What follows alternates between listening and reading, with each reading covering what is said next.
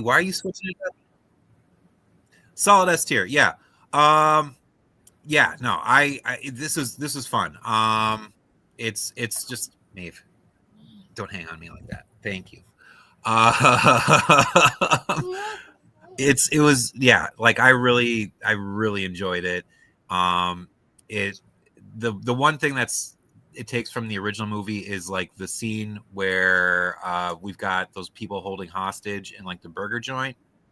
Oh yeah. But even then, it I don't know. I feel like this maybe because it's a little more of a polished offering than the original. There's a little more of a sure hand behind it, I'd say, Mhm. than the original.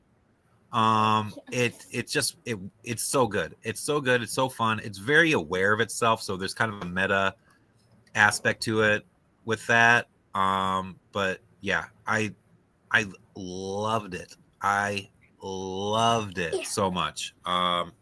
Couldn't recommend it any higher. This is going to be a movie I'm definitely going to rewatch over and over again a few more times until the day I'm old and withered and shuffle off this mortal coil because I just dug it. I dug it a lot. Dinklage does a really solid performance. Although I came to find out he is not in the toxic outfit. Actually, it's Oh, wow. a shorter stunt performer. She's really good. Her physicality is incredible. And I don't know if she and Dinklage worked anything out previous to have like kind of a tandem performance happen, but Mhm.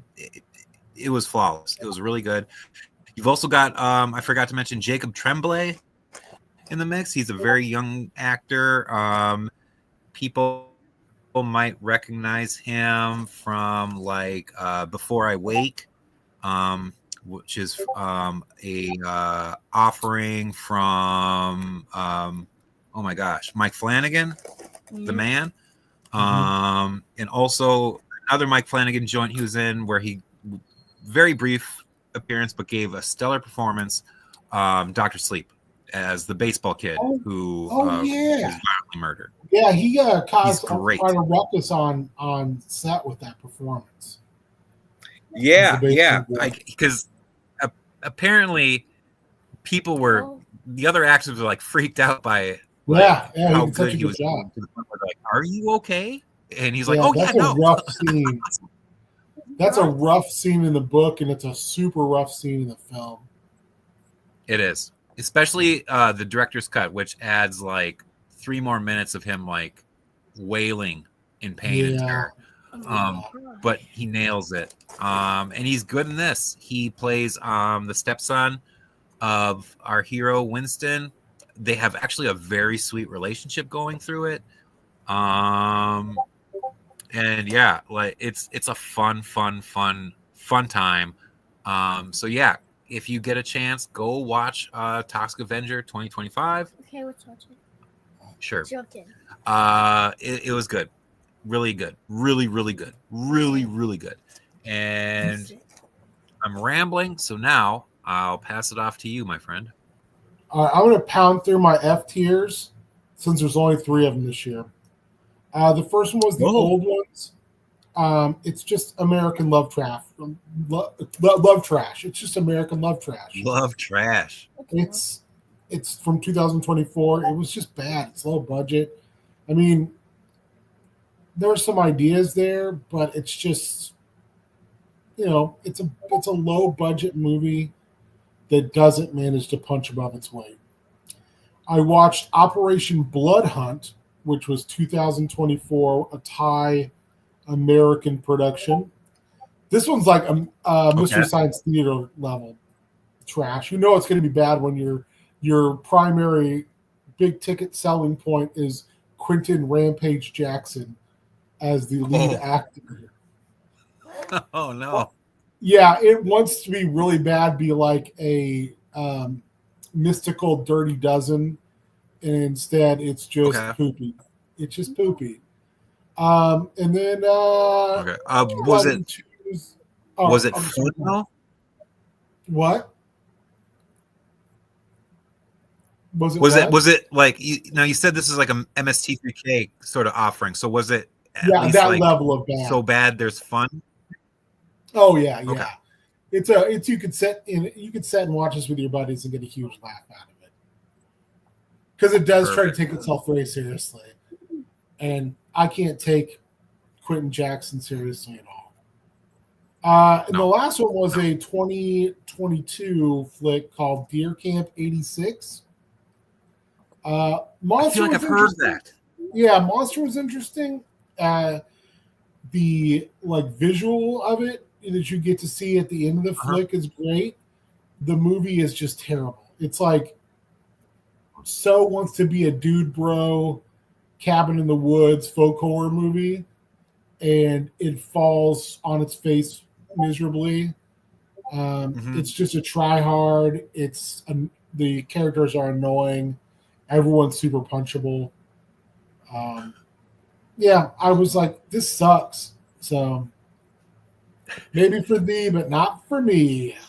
So that was my F tier, baby. Okay. All right. These next four I'll lump together in S tier because they totally deserve it. It's our Christopher Lee Hammer Dracula movies, Horror of Dracula, Dracula Has Risen from the Grave, Taste the Blood of Dracula, Yes. and Dracula AD 1972. Christopher Lee might be the best Dracula ever. He's the best Dracula ever. He is. Yeah. For a long time, I was like, oh, it's Gary Oldman and Coppola's Bram Stoker's Dracula.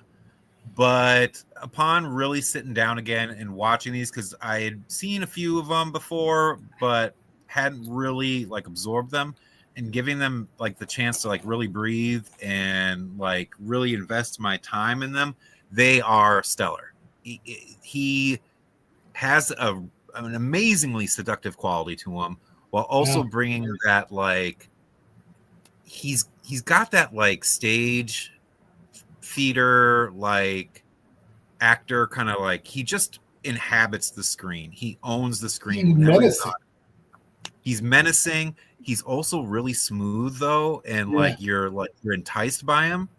So if you are a Dracula fan, if you're a vampire movie aficionado, these are some of the best you could ever hope for. Not my favorite vampire movies by far. Actually, my favorite vampire movie is on this list, further down. But because I did rewatch some older films during this 31 and 31, just revisiting them. It wasn't all fresh new stuff for me. But I do too. These movies, the Hammer Dracula films, you can't go wrong. They are perfection. Perfection. It's pushing together. Oh my gosh! And when he wants to be, like, yeah, and when Christopher Lee wants to be menacing, oh, yes, he takes it and runs with it. So when people talk about Draculas, they are classics for a reason. They might be the strongest offering. Yeah. When people talk about Draculas, I just try to, in my comparison, I just try to say, which person would I be afraid of?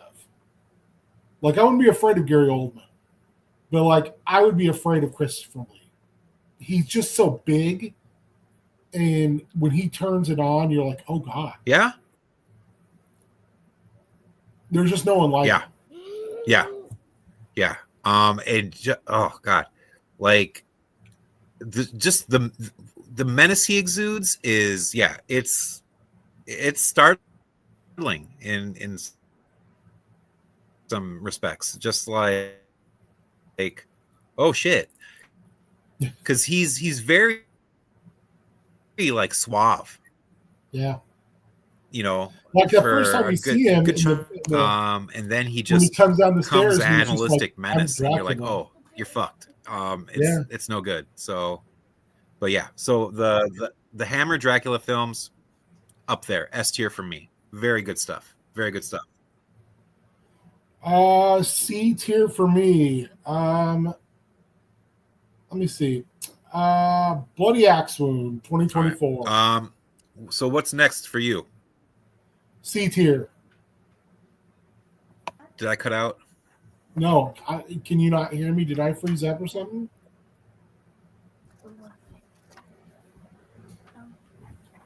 Hello? I'm just gonna go then. Hopefully Hopefully I'm people are seeing this. Very cool. For me, C tier was next. Say what? C tier is next for me. Is my connection spotty? I'm not sure. It has been, but I don't know if it's mine or yours. Oh. I think it's getting very glitchy now. Yeah, you're a little spotty for me. No. You're a little freezy. No, you're back on. Freeze. Okay. So C tier for me would be to start with Bloody Axe Wound. It's a 2024 flick. Yes. Okay. On my list as well. What'd you think? I loved it. No. I thought Bloody Axe Wound was really good. I wanted to like it more. I really liked the lead actress. Yeah. I loved the queer love story. But it just kind of felt like it was being super silly at points that kind of killed the vibe. That ending is great though.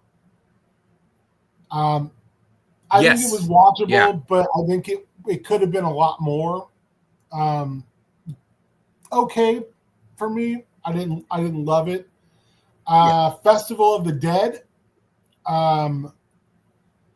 It's the Soska sisters doing a ode to Romero. I just expect a lot more from a Soska sisters movie. Yeah. I was really disappointed in this one. It's just painfully mediocre. It was what's the premise? It's the anniversary date they celebrate every year of Night of the Living Dead because it was something that happened in this world. And another zombie outbreak happens at a festival. That's the premise. There's crappy characters. You can see where they're kind of homaging different characters together. It's just bad though. Really? I was just like, I just expect a lot from a Soska Sisters movie, and this was just did not even come close. Okay. Frogman. I heard so many good things about this movie. It's a cryptid found footage movie. Yeah. It's like got good reviews on like Rotten Tomatoes and stuff like that. I was like, I must be missing it. Like, I just didn't see it. So I'm probably going to give it a rewatch at some point. But I just thought it was kind of boring. Yeah. It's got some body horror in it. It never really, again, it just didn't grab me. Mm-hmm. Naya Blorong, which is an Indonesian movie from 1982. If you like crazy foreign horror from the 80s, I could have put this higher up, but it's wild. It's just, the concepts are crazy. You know, it's the whole like local dude sells his soul, the local demon, but he has to like kill he has to kill so many people a year to keep it, but he fails at it, and then like, it's a trip. So you're like also reading subtitles the whole way through and going, are these accurate? It's on Shudder right now.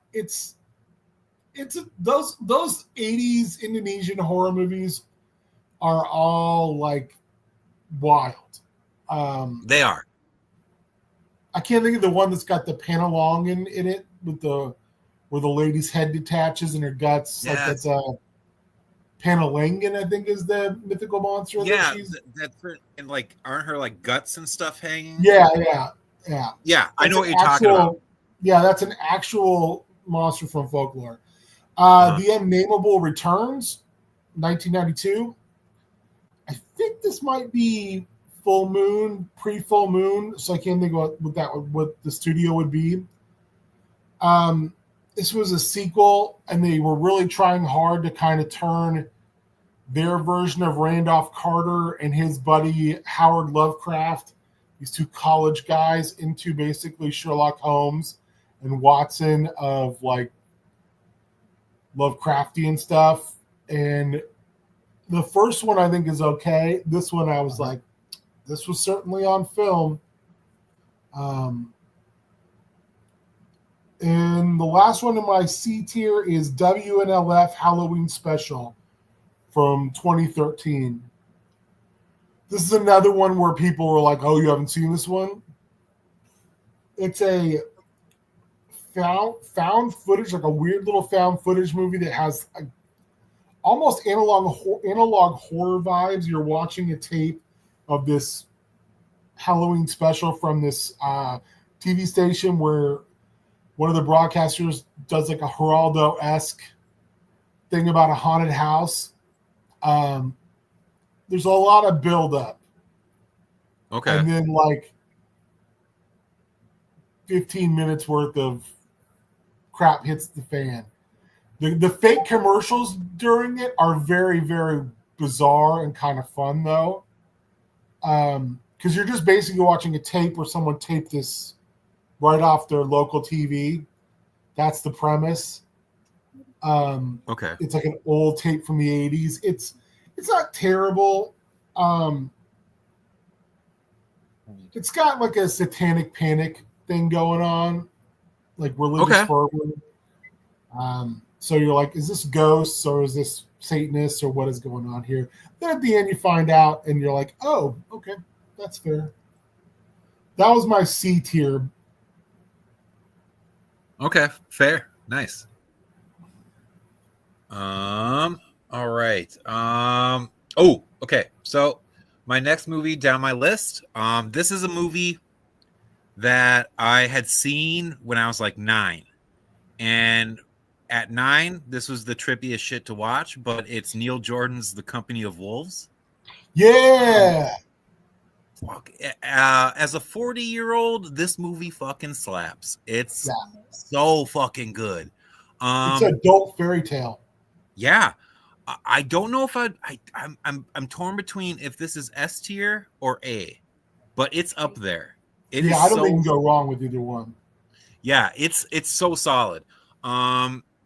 It's for anyone who hasn't seen it, it's almost like an Inception style horror movie where in modern times we start off and there's this girl who's got like a shitty sister and she goes to bed, has a dream about her sister getting torn apart by wolves in like medieval times, and from there the movie like sweeps itself into this dream world where this girl is living this full life with a grandmother character played by Angela Lansbury. Yeah, looking good.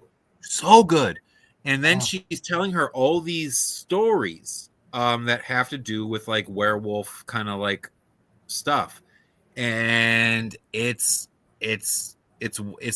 wonderful. There's a real dreamlike quality. You can tell it's shot all on these sound stages, but it's like wonderful. It's the quality is it's immaculate. The artistry of it all. You're just sucked into it. It brings out this atmosphere that you really just kind of settle and sink into, and you're just enthralled with it from there on out. And it has like some amazing, truly amazing like practical effects going for it. And I don't know why it's not mentioned more. like when you talk, people, talk about like The Howling or like American Werewolf in London for these like 80s movies that just like knocked it out of the park with their practical transformations. But this one has a really solid one towards the end where this guy like rips his skin off to reveal like a wolf underneath. And it's, yes. I don't know, man. Okay.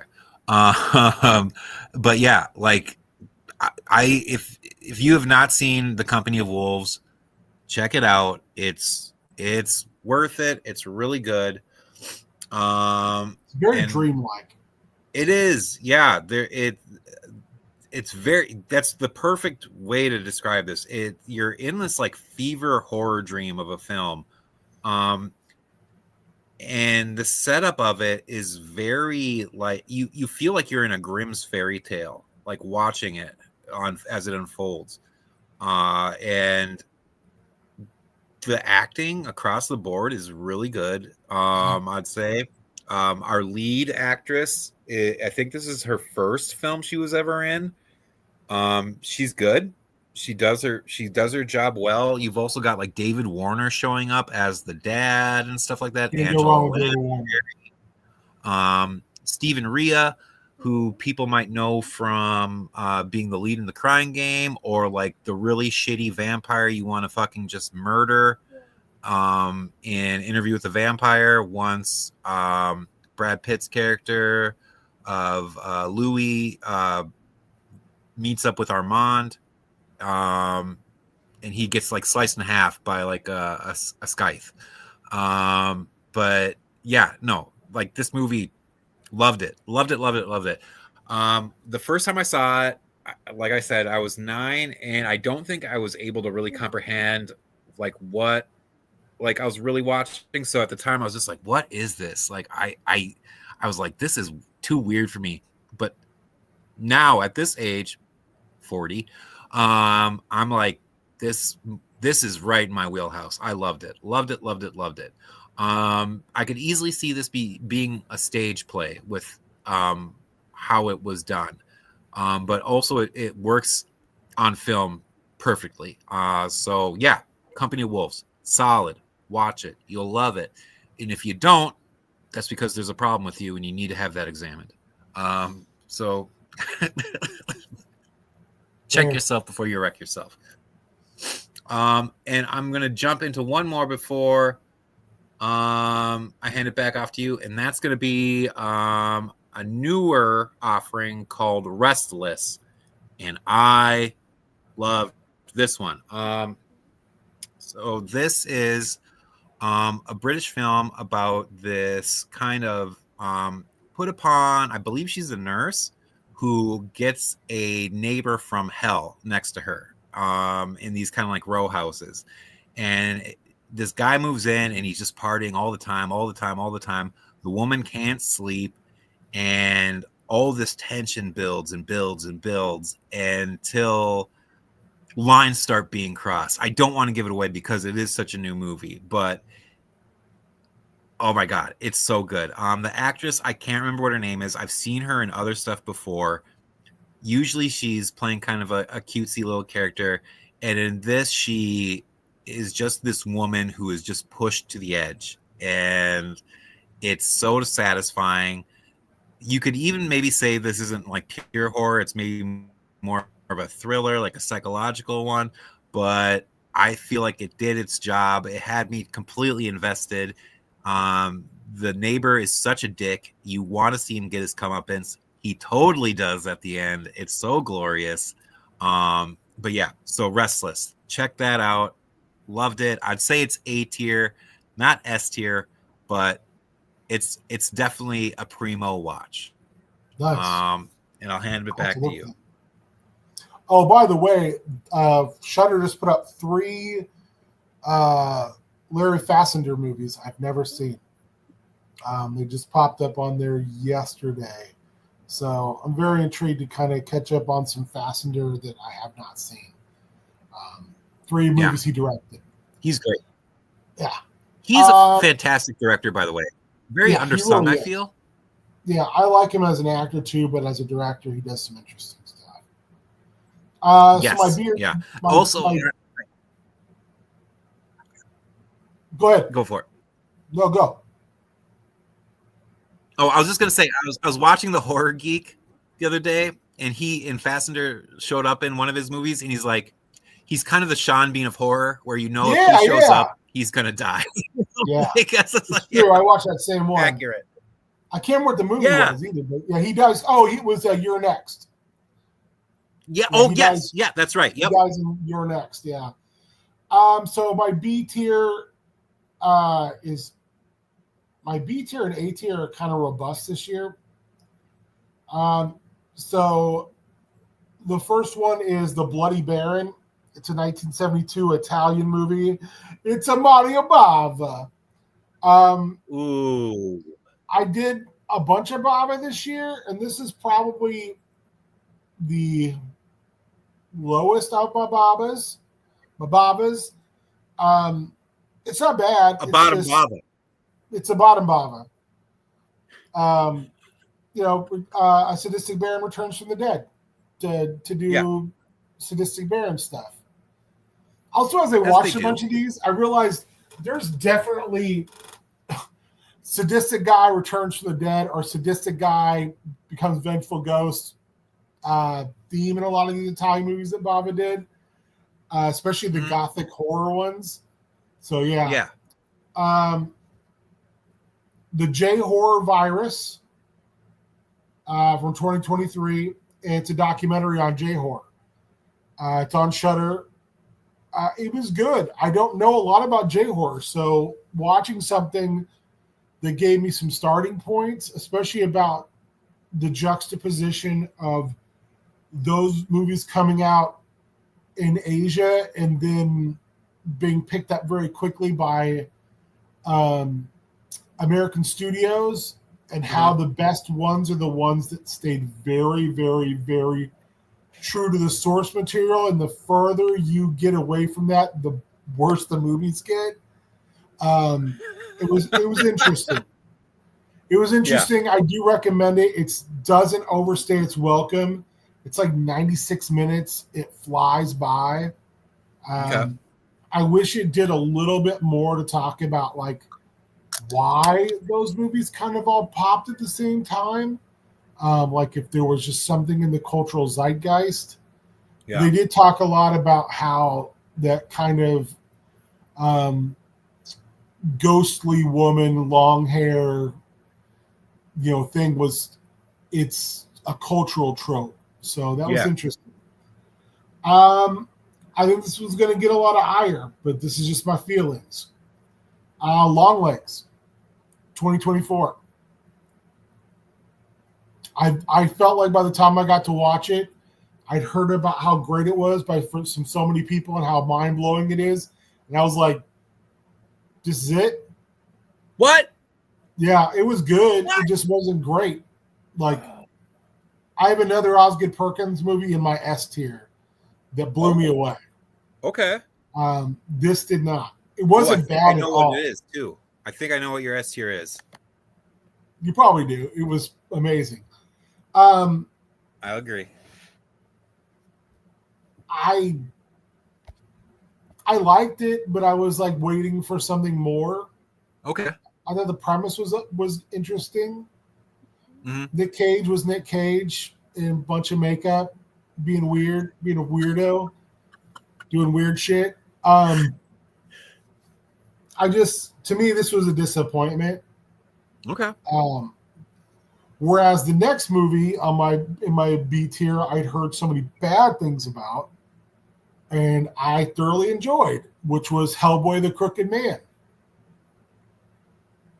I think you also was somebody who were just like, F this movie.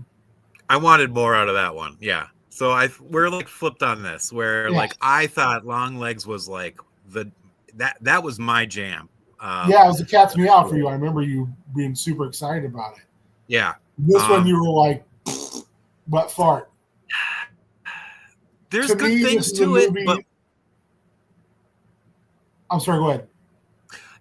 There's a lot of good things going on with The Crooked Man for me, but also it put me to sleep a few times trying to watch it. But there, like, the guy who does Hellboy in this does a great job. I'll say that. He's I a thought he solid- was okay. I felt like this was I liked it more than some of its parts.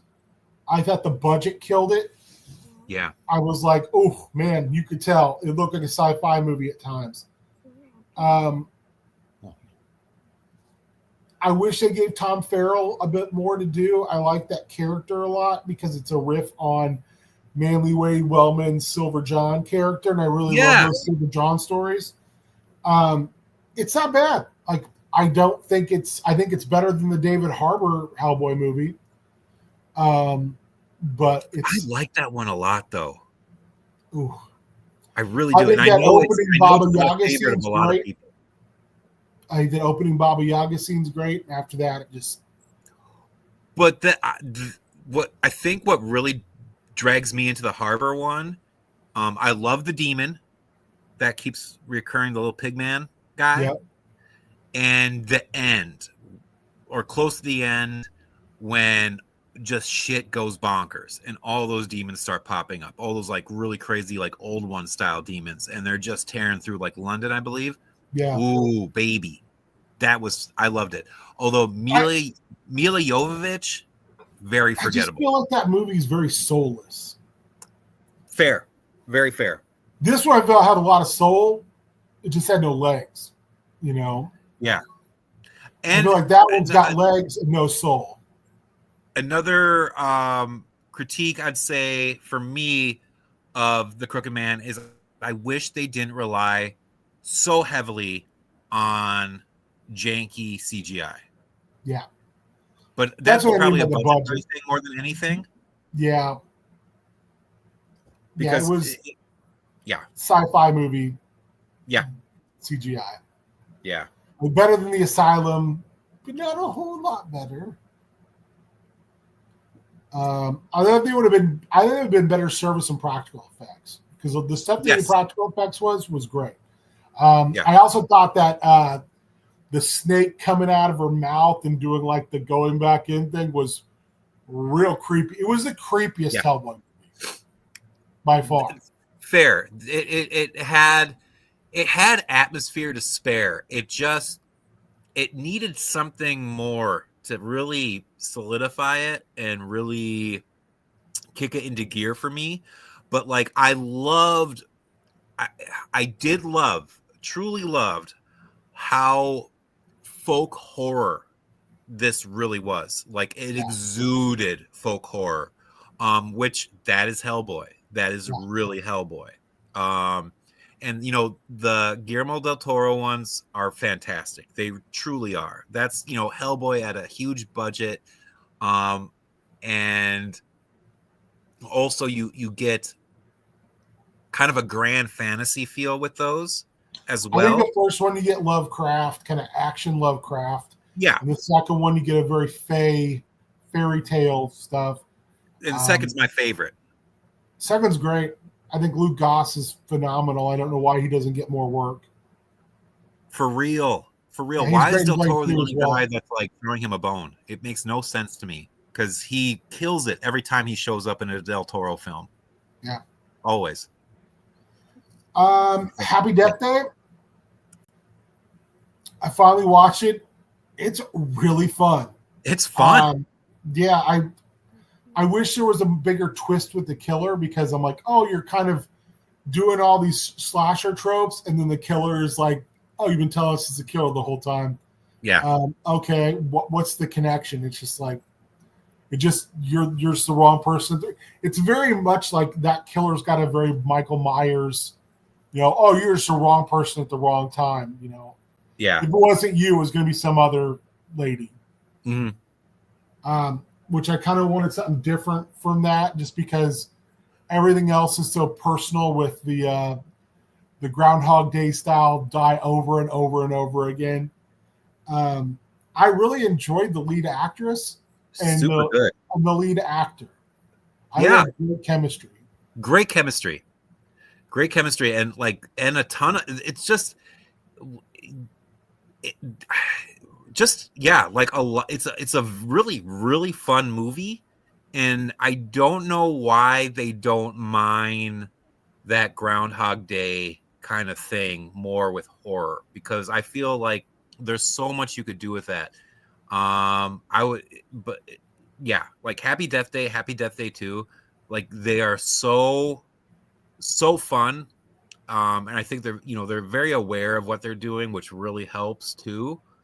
And that lead actress is wonderful, but yeah, like I remember watching that first one, and when the final reveal of like the killer and everything comes through, it's kind of like, oh, okay, all right. That was my feeling too. It's like, oh, okay, yeah, okay, all right. Oh, it's such a vibe. That movie's like a whole vibe. It's fun, even though there's some crazy deaths in it. You're still like going, this is really fun. Yeah, like it's a fun horror movie. Yeah. The next one is going to be a weird one. I watched Halloween Aftermath on YouTube. Okay, yeah, I saw this pop up on our Discord, and I did get a chance to watch it. But I want to hear your thoughts on this. It's a 2025 fan film. I thought, oh, fan film. It's gonna be like 30 minutes long. Oh no, it's like 2.5 hours. Oh wow, okay. It is. I really enjoyed this. It bridges the gap in Halloween movies. There's a couple little things I didn't care for as much with they do with Michael Myers, but nothing like that breaks canon or anything like that. Whatever canon you follow in Halloween. Yeah, there's so many different timelines now. But kind of watching a guy survive an encounter with Michael Myers and how it fucks him up, and he can't get over it. Like he loses loved ones in the whole disaster. And it's just him and his sister. And then I can't remember if it's like 1 or 2 years later on Halloween, Myers comes back. And again, they just have this chance running. The guy who does Michael Myers does a really good job. Okay. Because you can see the recognition by body language. And it's like, oh, I remember you. Because that was the thing I kind of didn't like, was he doesn't evade Michael Myers because he's smart. He evades him because he can fight. And that's one thing I thought was interesting. And like when I watched it and I rewatched the fight stuff, is like the fight scene choreography is pretty good. But it just kept going in my head like, isn't the whole thing with Michael Myers like, he's not really human, I guess? Yeah. Am I just too much kind of had that in my head? Because they kick the shit out of each other. Because Myers just keeps getting up. And there's kind of a realization, too, at one point, like, I can't win.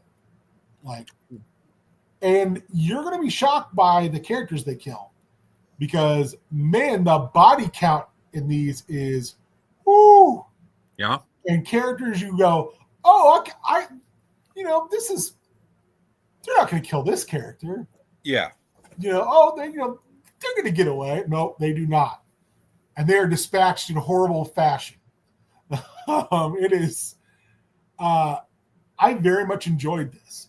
I was shocked. I found myself enthralled. I kept waiting for me to be like, fan film. Okay. It reminded me of, to a lesser degree, the Never Hike Alone movies. I was just going to ask how it stacked up with those. The Never Hike Alone movies, I think, get in and get out real fast. I don't know if you saw, they're doing an animated flick now. What? A Jason animated flick, yeah. They've got a little thing out. It's all in black and white. Okay. Where Jason pushes an axe, like the guy's holding it back, and he gets it up against his forehead. He just pushes it. It splits the guy's head open. His eye pops out and his head falls apart. Hell yeah. You're like, okay, I'm in. You guys know how to do Jason. I'm in. Mm-hmm. I enjoyed this, to a silly degree. Okay. I was like, this is really, really good. Like for a fan film, it's No. it's on the level for a fan film. It's on the level of really, really, really good Star Wars fan films. Oh, okay. All right. Next up would be Dead Birds, I've heard of this. I have not watched it though. 2004. The cast is insane. Oh, really? The cast is it's like got Michael Shannon in it. It's got Isaiah Washington. It's got the guy that's in all Mike Flanagan's movies now. He always plays the dad and everything. Oh, Henry Thomas? Yeah, Henry Thomas is in it. It's a Western. Oh. It's basically some soldiers pretend to be Confederate soldiers to rob a Confederate money train, basically, like just a money deposit. They hide out in this house out in the middle of nowhere, and basically they're gunslingers. They're deserters, but they're Michael Shannon plays a very nasty guy like he does in every movie, and I love it. And the house they are in ends up being haunted. And it's one of those things where like there's a reason no one goes to that house, and we find out by the end. Okay. It's a good one. It's very, very fun. As far as like the acting is spectacular. The special effects are the worst special effects I've maybe ever seen in a movie with that good a cast. Okay. Seriously, this would have been if the special effects were even competent. This is an S tier movie. They're that fucking bad. Oh. They're like PlayStation 1 graphics bad. Oh. Which stinks because everyone's acting their little hearts out. Yeah. I generally don't care for Isaiah Washington. Uh-uh. He's great in this movie. Oh, really? He's so good. He and Henry Thomas, it's the Civil War. He's the only black guy in this little group of people, and it's pretty racist, except for he and Henry Thomas. Okay. You get this thing where like, oh, they've been watching out for each other for a while. They've done some dubious shit together. Yeah. Because the whole thing is they're holed up during a storm in this house, trying to get off the road because the Confederate Army's after them now, and arrest their horses. And it all comes down to how they're going to split this money. Mm-hmm.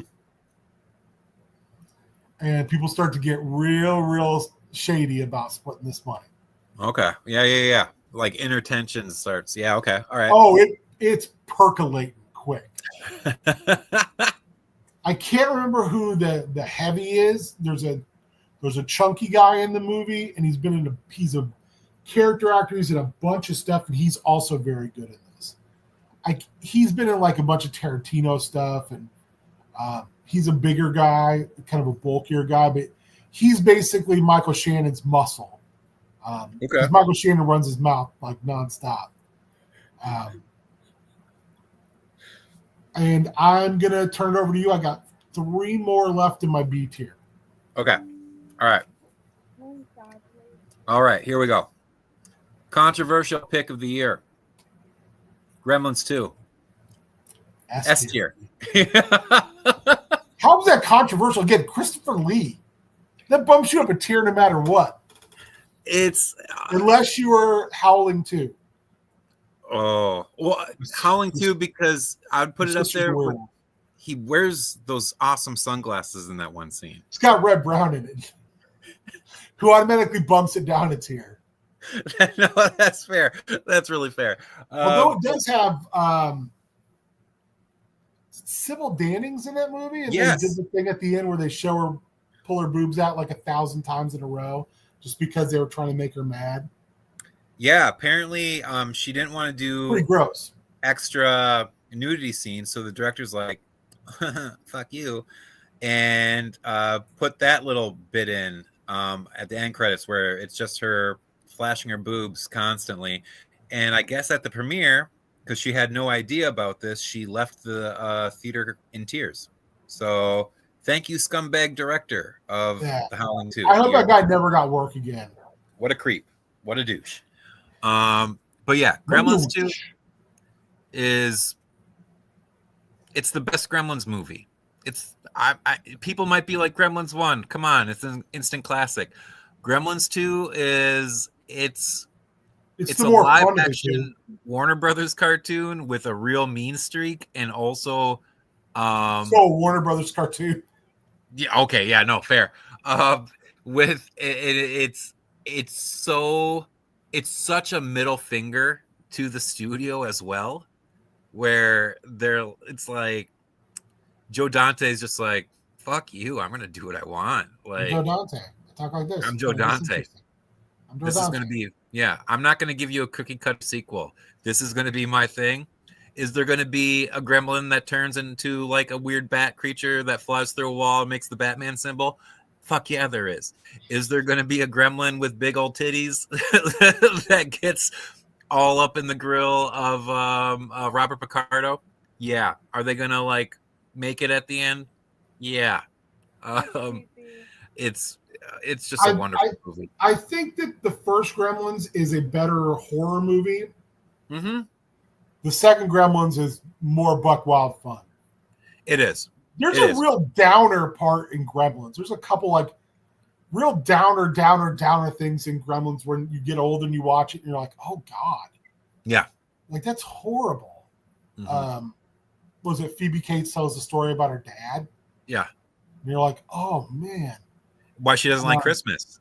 Yeah.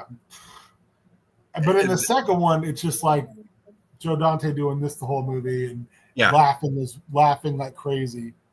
And to even bring up the Phoebe Cates part, there's a part where she's like, what is it? She's like talking about how she doesn't like, it's some minor holiday. It might be like Columbus Day or something like that. She's like, and that's why, something, and everyone, and you could see in the background, Zach Galligan, who plays Billy, he's like rolling his eyes like, oh shit, here we go again. And they just usher her into silence and go into the next scene. And they do such a good job. That movie does such a good job of poking fun at the first one at the same time.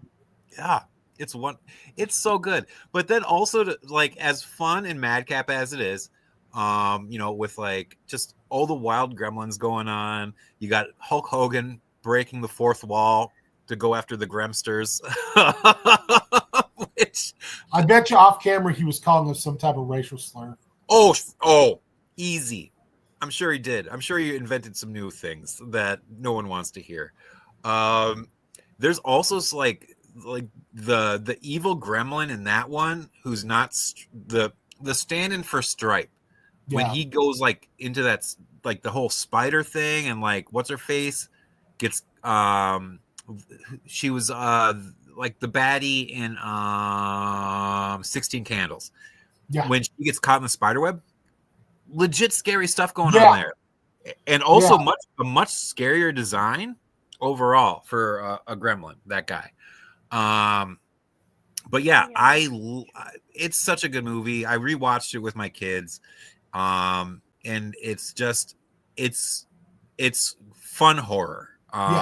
Fun horror, I guess you could say. It would be a fair assessment of that. It's like a dad tucked me in with the lights on, but I had a lot of fun. Yeah. And I'll jump into my next film, Black Phone 2. Fucking loved it. I heard it's real good. It's so fucking good. It's so good. It's so good.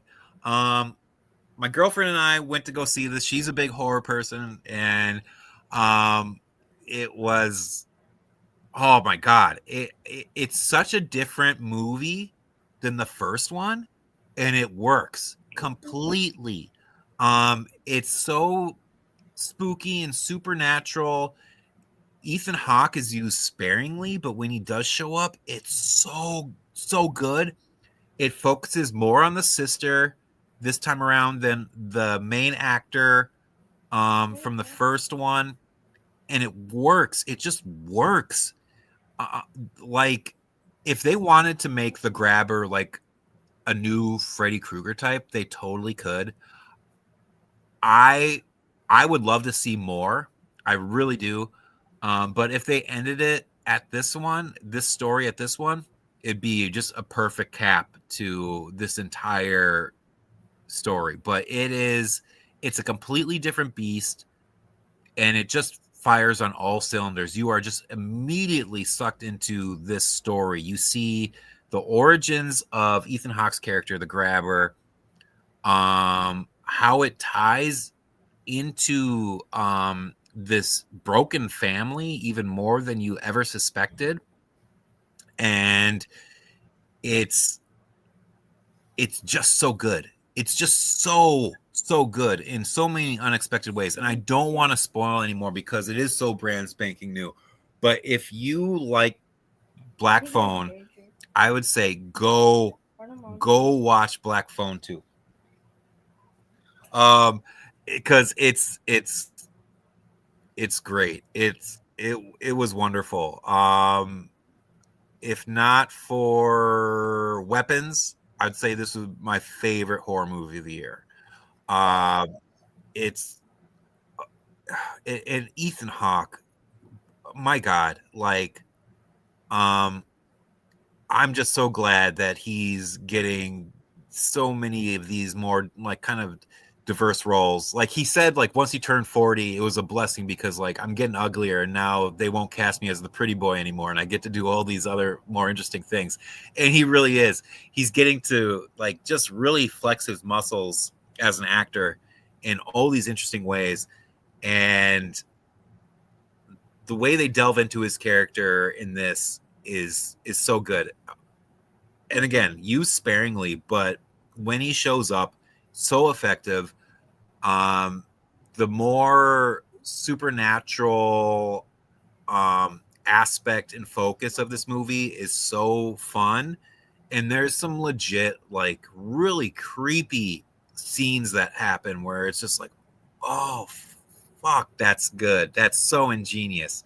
So, yeah, Black Phone 2, I would put it as S tier for me personally. It was so fun. Such a great experience to have in the theater. And I cannot wait to see it again and like really just like sink myself into it.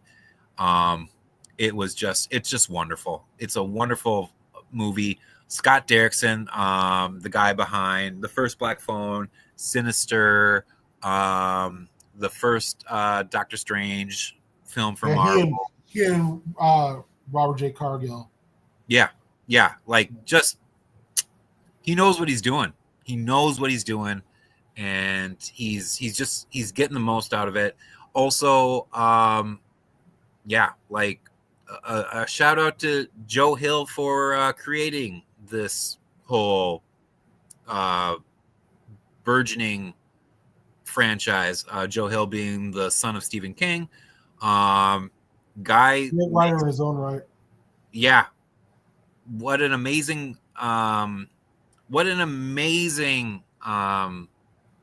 story. He looks like his dad to a frightening degree. Oh my God, he does. Yeah. And just I hope people start going towards his work as they do his father's and using that to bring out all these wonderful movies, whatever, because he's a powerhouse writer. And if they can take stuff of his and just create just true horror art like Black Phone 2, like go for it. Because yeah, Nosferatu was on AMC. It's great. Oh yeah, Cassandra and I both loved that series. Yeah, really good. I would also be reticent. We were talking about the Flanagan Man can. I don't know if you've watched it yet, but Garth Marenghi has a channel on YouTube now, and he interviewed Flanagan, and it is magic. Okay, I'm gonna watch that. I put it in the Discord. It's very funny. Like Flanagan throughout it is having such a hard time not just laughing. Oh, I bet. And Matthew Holness, as never breaking character, of course, just peppering him with stuff. Like, at one point he talks about being on set of movies and how do you abuse your actors. I find it's important to abuse them for the moment they get to the moment they leave. I want true fear in their eyes. Like, how many tirades do you throw? I try not to. Why? Why? Oh God. Um, A shout out to Matthew Holness, because when he actually does horror, like legit horror, it's creepy. It's so is it Possum? Possum, jeez. Holy balls. Talk about a mean little movie. Yeah. But yeah, so Black Phone 2, love it. And I'll throw one more movie in there. This is from the guys who did Talk to Me. It's called Bring Her Back. Brutal. I heard it's brutal, but in the best way possible. You've got a brother and sister who are they're orphaned. They are taken in by a woman who seems very kindly and soft at the beginning, who's raising a young boy who seems a bit off. And then you quickly find out in very horrifying fashion why that is, why she is kind of taking kids into her home, what her whole purpose is, and what the title Bring Her Back really means. It is a nasty fucking movie. It does not have a conscience in the best way possible. Those guys have put out 2 really good movies. And for how young they are, it's back to back. Like what they did those in the span of 3 years. Yeah, it's almost like you guys have no right to be this talented, but they are, and they're just killing it. And again, Bring Her Back, very very new movie, so I don't want to spoil anything about it because this is something you want to go into very cold. So I'm not going to give any more plot details about it, but I'd say it's S tier. It's so good, but it's very unflinching, very unnerving, and it's gonna sit in your mind for days afterwards. So yeah, I'll bring it back to you because my next one is Bloody Axe Wound, and we kind of already talked about that. I really enjoyed it, but it's got some stuff that it could have fixed. It's got a lot of heart. Yeah, ton of heart. And you can't manufacture that. No. Black Circle, a 2018 Swedish movie about 2 sisters kind of going in opposite directions and using a record, like a like power of positive thinking record to like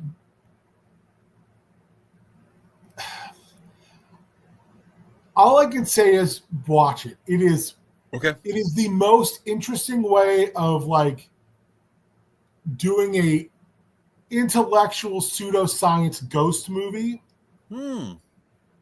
utilizing like a record and not really like almost like reverse possession. Yeah, it's really, I wouldn't call it slow. It's deliberate.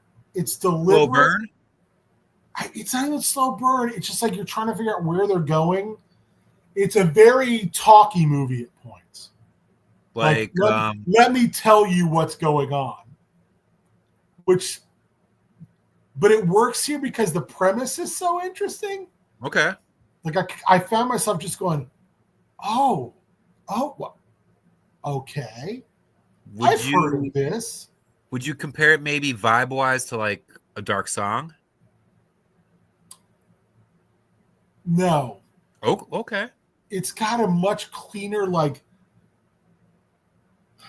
more upfront. No, it's just got a much like that movie's like kind of wallows in its darkness, you know? Yeah. This is like very utilitarian in itself. It's definitely like brought to you by the countries that brought you IKEA type of like very like restrained. Like you just keep if you keep thinking like, oh, if this was an American movie, they would have like there would have been a car wreck and there would have been. They just don't. Everything's very subdued, but it just continues to ramp up the creepiness, especially when you figure out what's going on. Yeah. Like, and they try to fix the situation and like what they have to do to fix it and how just again meticulous it has to be and all these it's like they're doing, like I said, it's almost like an exorcism, but like so different than that. But it also requires like very like the steps have to be also that meticulous, but they're more like pseudoscientific. Like there's no religion in it at all. It is a straight up like psychic type of thing. It's fascinating. It was very, very good. I think if they didn't have to explain as much, like if it wasn't so talky in some spots, I would have liked it a little bit more. I refer to it as like an intellectual ghost story, but it's not really a ghost story. It's the beautiful thing about it is I can't do it justice by talking about it. Perfect. Next up in my B tier was from 2012, a British movie, Barbarian Sound Studio. Is this with Toby Jones? Oh, yeah. What a mindfuck. Yeah. Perfect word for it. I enjoyed this, but man, I'm not sure I got it. Yeah. It's just abstract and weird. And once you get into the speeding downhill train and you can't get off and you start to go, what is happening? Is he in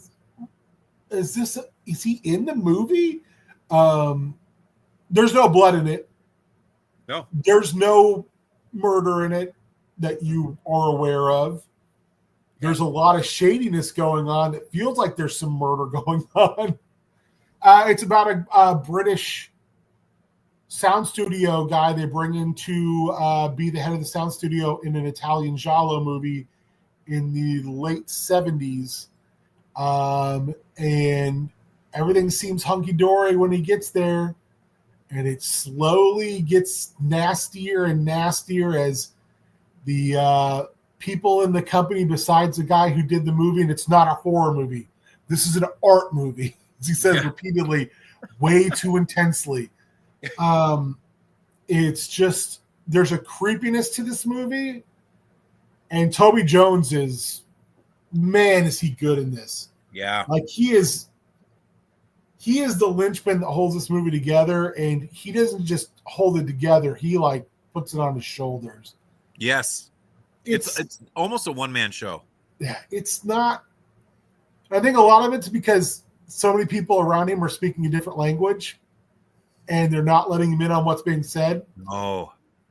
And there's a mounting frustration as things go along of cultural misunderstanding, paranoia. Oh. The paranoia of am I going to be reimbursed for my flight, and all the way to the point where at one point they're just like, there was no flight, and you're like, what? Yeah, and he can't get a flight out, and it's just, it's such a weird movie. I will say this is as close to an impenetrable movie to watch as anything we watch, and it's not because of gore or subject matter, because a lot of it is just them doing even Foley work. Yeah. And just this intensity in the studio. And like all the weird stuff, kind of interpersonal stuff going on, and him being, like I said, just kind of a part, but far apart of all of it. You better be in the right state of mind to watch this, because otherwise you're not going to make it 30 minutes in. You're going to be like, what is this? Yeah. You have to be in a definite mood for it. You have to be just ready and willing and completely open for it. Yeah. Yeah, if you are looking for a horror movie, this ain't it. No. This is a psychological horror movie, and you got to get on the ride or don't even bother paying Yep. the price. Yeah. For it. Yeah. My last B tier movie this year was Boar from 2016. It's Australian. It is, in the most general terms I can put it, it's Nathan Jones versus a giant boar. It's as dumb as it sounds, and I fucking loved it. Wait, Nathan Jones, the murderer of Bogger Road. Oh, no way. He's really good in it. Practice? Yeah, he's really good in it. Really? Shockingly so. Yeah.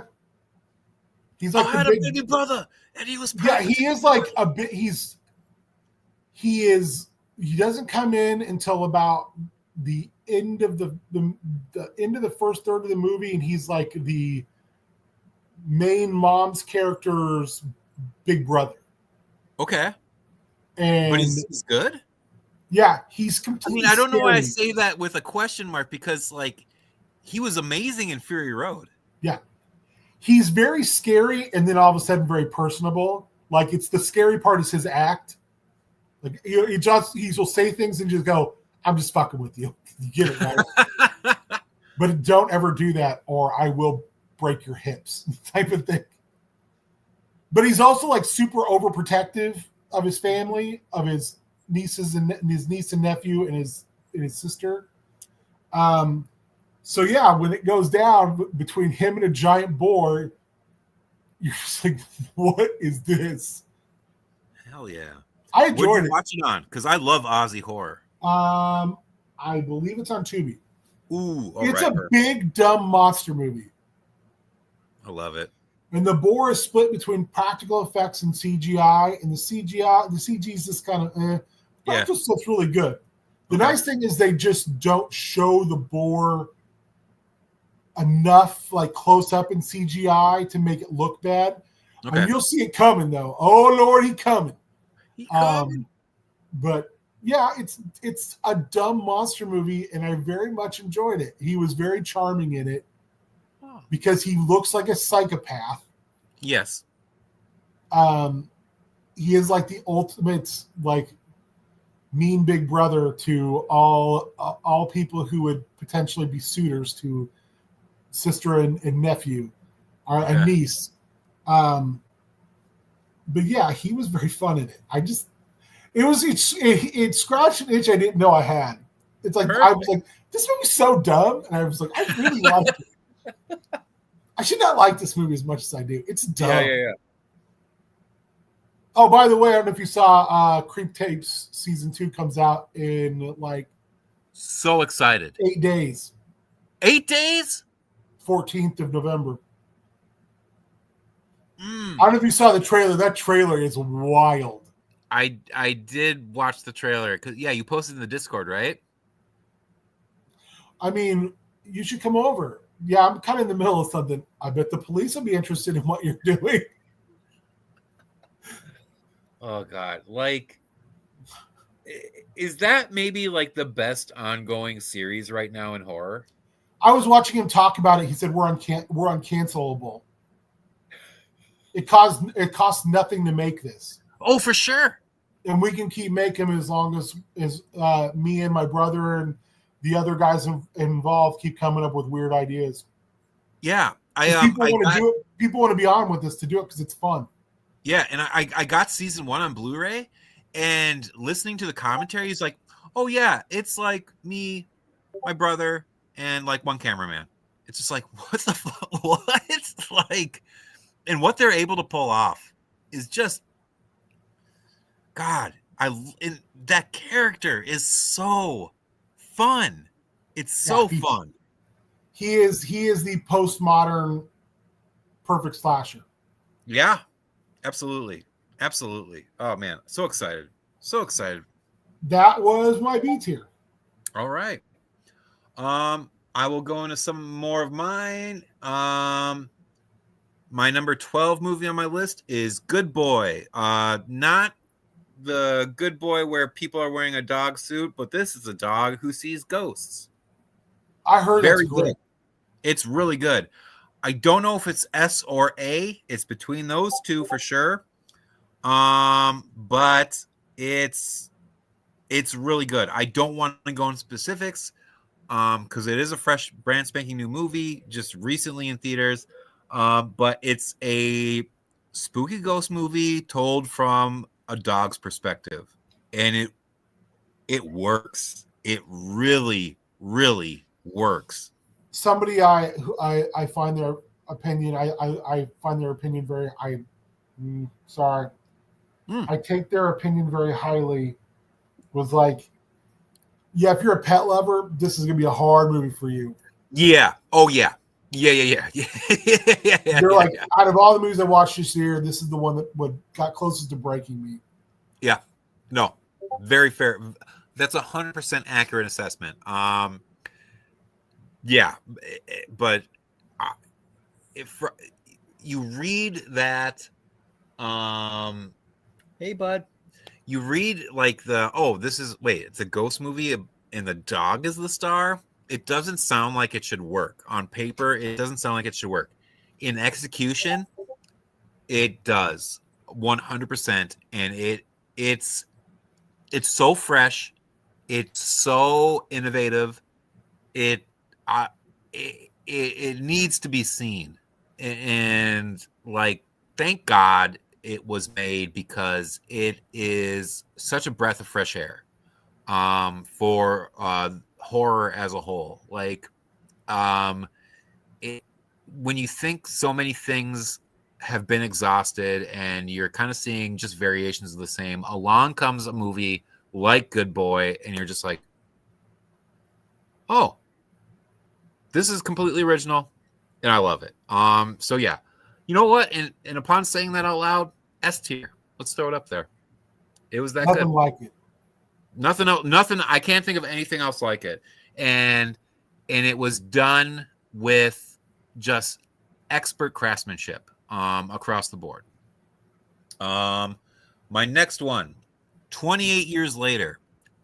Fucking love this one. It's turned out to be kind of a divisive movie. Yeah, I really liked it. I really, really, really, really, really, really, really liked it.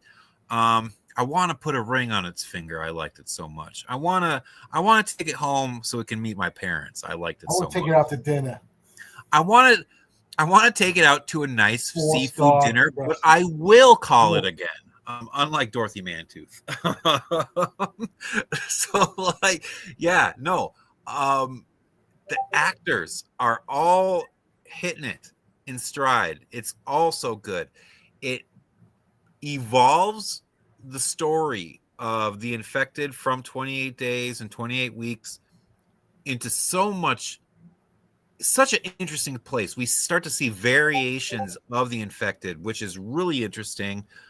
And just how the world has, to say it again, evolved around what is going on in this story, and then just what is a beautiful meditation on accepting death, especially when Ralph Fiennes' character comes in, and this movie is like really grabbing you. All of a sudden, the end throws in, and I'm blanking on his name right now, and I feel so bad about it, but the guy who is the main vampire in Sinners, which fucking love that movie, all of a sudden shows up at the very end, looking like, oh God, what's his face?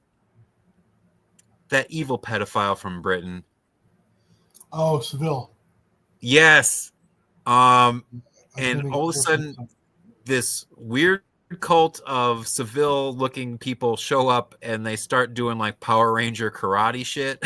It just becomes like, what? Loved it. I loved it. I loved loved it, and I can't wait next in the series. For this whole trilogy that apparently they're gonna do. So yeah, 28 years later, so good. I'm gonna give it an A tier, not a full S, but it was such a remedy to the series after kind of the little bit of a stumble that I thought 28 Weeks Later was.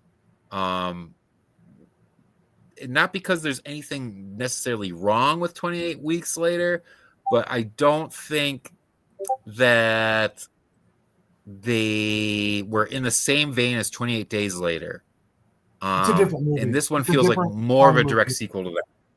It is, yeah, completely different beast. But yeah, this one was so good. We got about 20 minutes left, so I'm gonna put the hammer down. Okay, yeah. I'm in my 8 for sure. tiers. Go for it. And we're in the pre-end game now. Uzumaki 2024. Black and white anime. I know it was a series, but I watched it all in one chunk. Apparently, some people didn't like it. I love it. It's great. It was creepy as hell. Yes, the art is utterly fantastic. It's such a I saw some people didn't like it because they felt like it was too episodic, and that's the manga though. The manga's like that. Yeah, it is like a series of events about this town. Yeah, I loved it. I thought it was really good. Woodlands Dark and Days Bewitched. This is my second time watching this from 2022. It's a British documentary on folk horror. It is kind of like the documentary on folk horror. Oh, I've heard of this. No. Okay, yeah. I love it, but man, second viewing, I realized how long it is. It's like 3.5 hours. It is exhaustively expansive on what it's talking about. Mm-hmm. If you like folk horror, it's a must watch.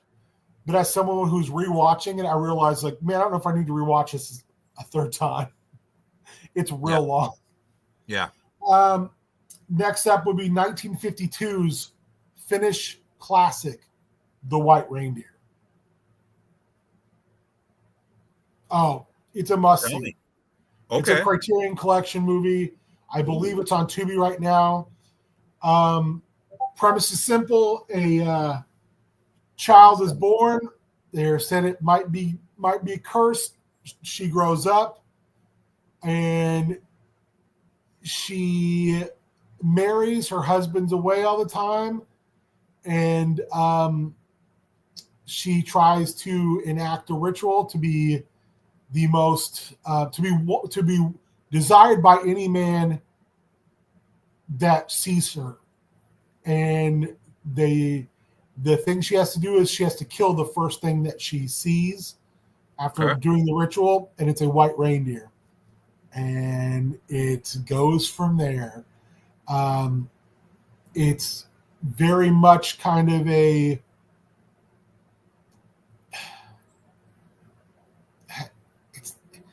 it's not a lycanthrope style movie, but it's definitely like there's changing involved, and it's very like someone not being able to keep their desires under control, so kind of pushing it on everybody else. It's beautiful, and it's they're it's like olden times in Finland, and they're like reindeer herders, and the environment is sparse, and it's in black and white. It's really, really pretty. Okay. It gets in and gets out. It's like a 70, 80-minute movie. Okay. I highly recommend it. Waxwork, 1988, David Warner. It's trash. Video store trash. I love it. Zach Galligan, right? Yep. Playing a real dirtbag. Everybody's a dirtbag in this movie. Oh, yeah, awesome. Fair. To me, it's a hidden gem. It's a movie I could throw on. The sequel's not bad either. No, not at all. But it's a wax museum where if you get too close to the exhibits, you get sucked in, and then you can't get out. Yep. And none of them are fun. No. Really They're good all pretty premise for a horrible. movie too. Huh? It's a great premise for a horror film. Yeah, and the special effects for a movie that was not a big budget movie, Mm-hmm. the little mini movies that people are in, they are good. They're good. real. And I can't think of the actress's name who plays the lead female actress. Oh, yeah. Who gets pulled in the Marquise de Sade thing. Yes. That's some intense stuff. Because I thought the girl who gets pulled into the vampire one is intense, and man, is it gory. And the fact they put it in an all-white room makes it way worse. But, yeah, it's just a fun movie. Yep. It's a really fun movie. Yeah, no, it's a cult classic for a reason. Yeah, yeah. Oh, yeah. Next up is 1967's The Torture Chamber of Dr. Sadism. Ooh, tell me more. West German. Christopher Lee, son! What? Loosely based, very, very, very loosely based on Poe's Pit and the Pendulum. Okay. Murderous Count from the 18th century gets brought back. By the way, it's Christopher Lee, son! Draz, what's up? And he's got to do so many sacrifices to get his immortality. And he needs that final sacrifice. Nice. So yeah, I loved it. It was so classic Christopher Lee. I got more Christopher Lee on the horizon. My top 2 tiers are littered with Lee. Next up, Lee. 1964's Hammer production of The Gorgon. Terrence Fisher, Peter Cushing, Christopher Lee. Real bad special effects. This movie should be S tier, but the Gorgon looks like ass. And I've watched things where they've all talked about, like, we just couldn't figure it out. Mm-hmm. So we tried to hide it all in shadow. And it's pretty effective until you see it, and then you're like, gothic horror movie about a cursed woman. As they are. Lee and Cushing are great in it, as they always are, and Terrence Fisher was the best director at Hammer Studio. Yeah. This movie would be one of the best Hammer Studio movies, period. And a lot of people say it is, but like I said, the special effects do a little knockdown for me. Okay. Red Iron Road 2023 animated anthology.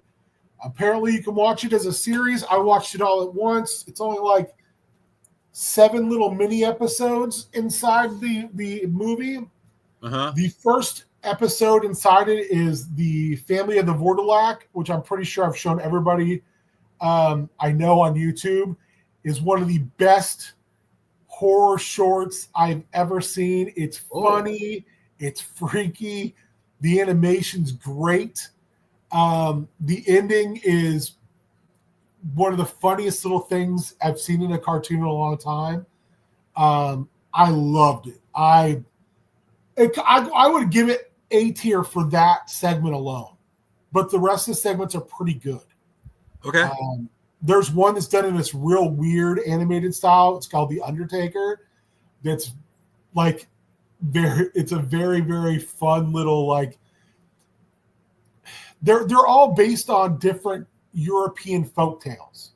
Okay. Every segment. Although there's one that's been hyper updated because it's all about, like, in a future world where, like, everything is online and, like, part of the currency is, like, your clout. Okay. Like, being on things.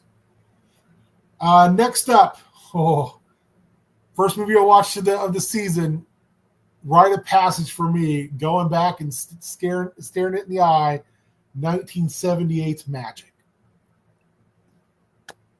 Anthony Hopkins is a ventriloquist who gets famous and goes nutso. Hippity hop, they all go to bed. Magic is Super fun young. until you're dead. Super young. Anthony Hopkins. Very young Anthony Hopkins. Foxy Anne Margaret. Oh. Yeah, it's Burgess Meredith's in it. Yes. He's really good in it. I don't remember who does the voice of the dummy, but they're great. Isn't it Hopkins? I don't think it is. Really? Yeah, Okay, I but think- it's if you've not seen Magic, go see Magic. I saw that movie way too young as a kid, and it scarred me. It's great. That's great. Next up, 2009 low budget movie called Low, L-O. Oh yeah, okay, yeah. I've heard of this. Yeah, guy, his love of his life disappears. He's sure she was absconded into hell with. So he makes a magic circle and he goes to hell. And it's most of the movie is just him talking to demons, different demons, while he sits in a magic circle. And they try to coax him to come out. And the demon Low is the one he read about in the book. And he's like, where is she? Because he binds Low, and Low can't walk. His legs are broken. And it's a bunch of back and forth. There's a there's a musical dance number in it by a demon. It's a lot of shit talking back and forth to these demons. And then like every flashback is like a little scene in a play. And some people felt the twist was really obvious. I didn't. I thought it was great. Okay. I thought it's a strangely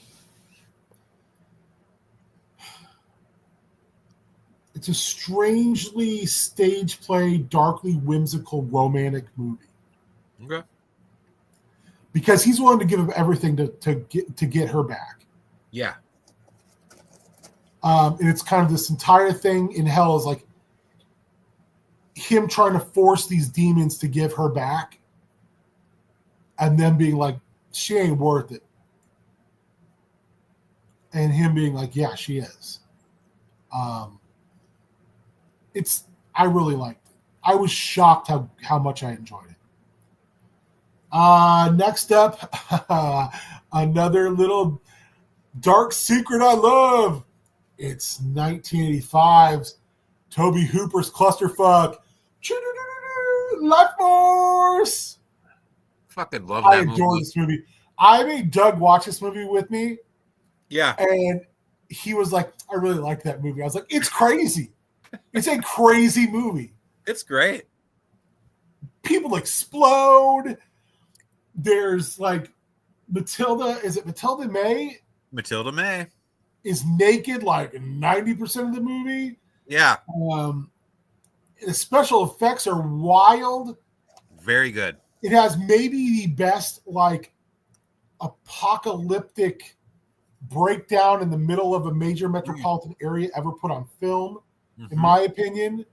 Like when the outbreak hits, making out with dudes. Yeah. You know what? I thought that forever too. That's a Mandela effect. He doesn't even kiss them. They're just about to make out. Really? I was sure that they tongue boxed, but they Yeah, don't. that's what I thought. He's like, get out of me! Get out of me! And they're like, and then they break them out. Okay. Cowards. I need to Google 2024's New Zealand movie, Grafted. I've heard people compare it favorably to The Substance. that. Oh, okay. Body horror to the max. I loved it. I thought it was great. It tackles a lot of interfamily racism, culturalism, classism. The special effects are good. You go from your main character being kind of this person you're rooting for the good reasons, and by the end you're rooting for them because everyone else sucks and they've completely gone off their rocker. Like you're like, and that the ending, the last like 30 minutes are buck wild. Yeah. It's just like, what? Next up for me, 2025's Fear Street Prom Queens. Ooh, nice. Nice. It ties to the trilogy. directly. Yeah. Yep. I really enjoyed this movie. Fear Street's great.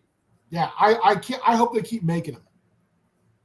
I thought the twist on the slasher was so good. And that last like 15 minutes is just like, mwah. It's real fun. Yeah. And again, it's just a real fun movie. Yeah, absolutely. 2 more, and then I got to take a quick break. Okay. 2024's German American Cuckoo. Oh, love this movie. So fun. So Also, Gretchen Schaefer, the lead actress, is awesome in it. Yes. Another Yes. queer horror movie. Yep. And Dan Stevens is a goddamn legend in this movie. Yes. Dan Stevens is good in everything he's in, but he is great. something else in this movie. Shout out to him for also like, yeah, I was in Downton Abbey, but you know what? I really like horror, and I'm going to do a lot of horror. Oh, Like, I was yeah. Legion in Legion, by the way. Yeah. Last one in my A tier. I think I'm actually going to cruise through this and just let you finish alone. Okay. My body's just turning on me. My last A tier was Attachment. 2022 Danish movie, another queer horror. It's maybe the only time I've ever seen someone use the monster of Dybeck in a movie, which is a monster from Jewish folklore. Yep. I really liked this movie. It's very good. All right, to my S tiers quickly. Black Sunday, 1959, Mario Bava, Mofo Goat. Maybe the best opening of a movie, a horror movie ever. Not wrong. Next up, 1991, American Cast a Deadly Spell. I've loved this movie since I was a kid, and it just continues to punch above its weight class. Fred like Moore, wine. Julianne Moore, Clancy Brown, David Warner. The world building is sick in this. Fred Moore plays H.P. Lovecraft, a hard-boiled detective in a noir world where magic is everywhere, except for he don't use magic. No. It reminds me of like a reverse. What were those books? Those urban fantasy books take place in Chicago. Dresden Files. Yes. It's like a reverse Dresden Files. Yeah. Except for it's like the 30s and, really gumshoe Hollywood. LA Confidential style stuff. Yeah. There's a couple things that did not age well, but overall, it's damn good. It's so good. 2012's John Dies the End. Yes, Is it dude. the greatest adaptation? No, I really love it. And that book's in my top 5 books of all time. Great book. Clancy Brown again. Yes. Paul Giamatti. The end of the movie with Giamatti is one of my favorite. I'm real. Yeah. I'm real. I'm real. Can you see that thing in the trunk? Jesus Christ. Soy sauce. Soy sauce, baby. 2022's Werewolf by Night. It's, to me, maybe the best thing the MCU has ever done. Oh, yes. We are on a 2-minute warning, so I'm going to finish up quick. Okay. Sorry, Colin. I'm eating up your time. You're good. Next up, 1962, Italian. Mario Bava again? Christopher Lee. BDSM, Murder Most Foul and Vengeful Ghost. It's The Whip in the Body. If you haven't seen it, it's great. It is great. I was blown away by how good this movie is. I never watched it before. Next up, 1968, George Romero classic, Night of the Living Dead. After that, 1990s remake of Night of the Living Dead. Oh. I may like the remake better. I do too. The acting, with the exception of the lead character, is better. And I can't think of the lead actor's name real quick on either movie. Tony Todd.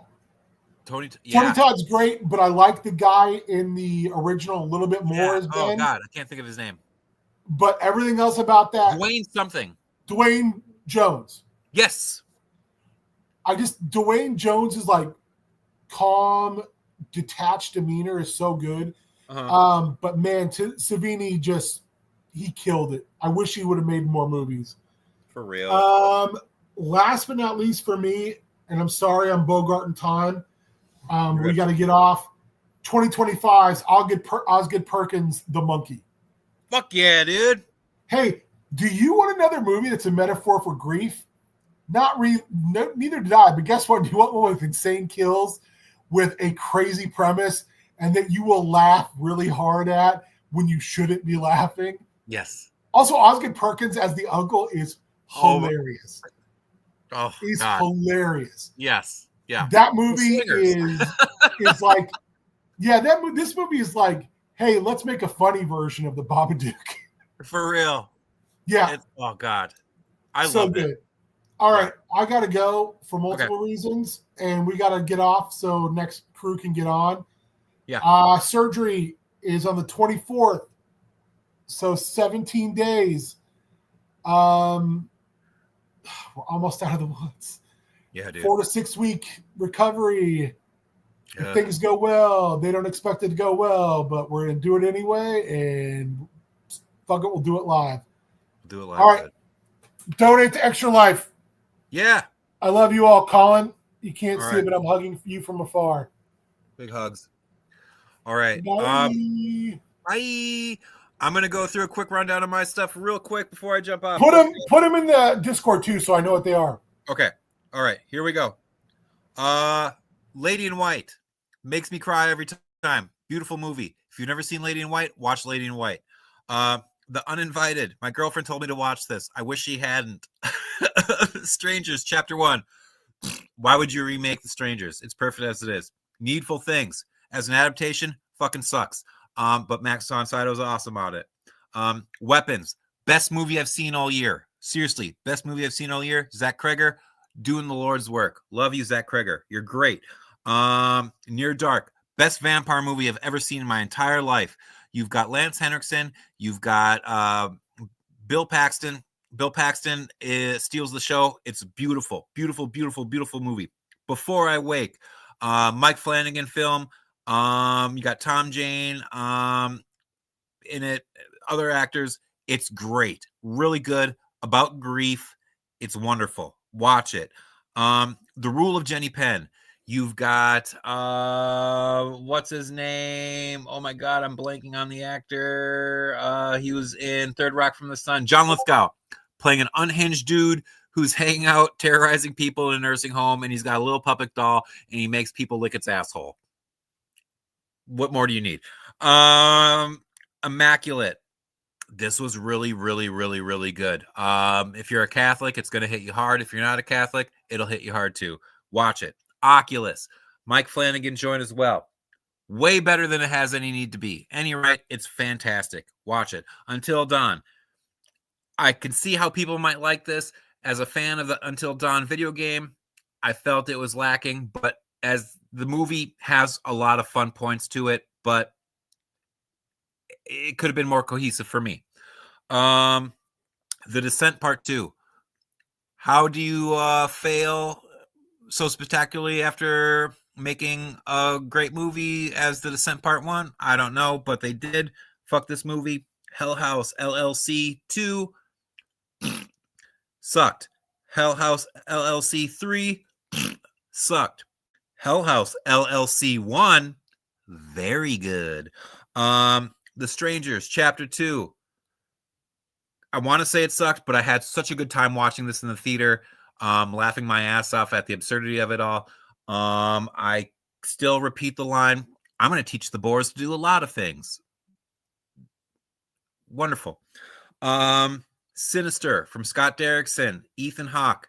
It's so fun. Watch it, watch it, watch it. And last but not least, The Video Undead.